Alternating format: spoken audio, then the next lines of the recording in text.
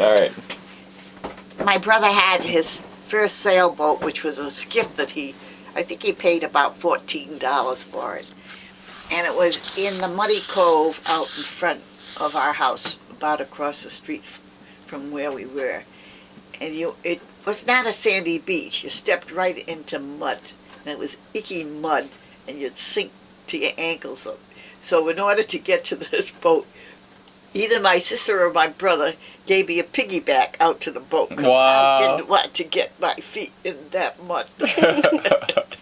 And I was always a little scared that they'd fall over. We'd both end up sitting down in the mud.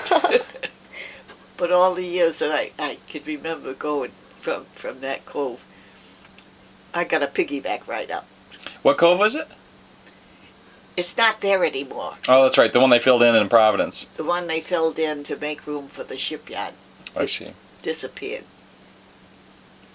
Now, is that the same boat that you used to feel the floorboards? Yes, that was the one. And it would come up like a bubbler at the school.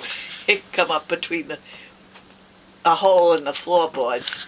And I took off my sock and took a jackknife and stuffed the sock down in the hole to keep the water from bubbling up.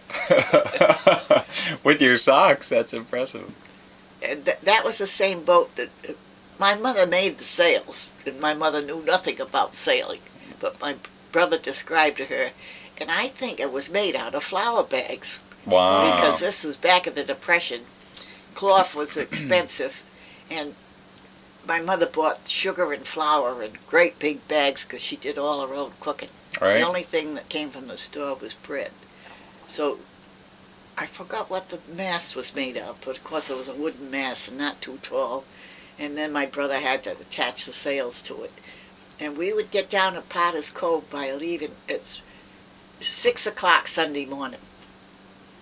And to come back, we'd go down with the wind, and then the wind would change to southerly coming home, and that was pretty nice because we'd come home with the wind. Well, one day the wind didn't change.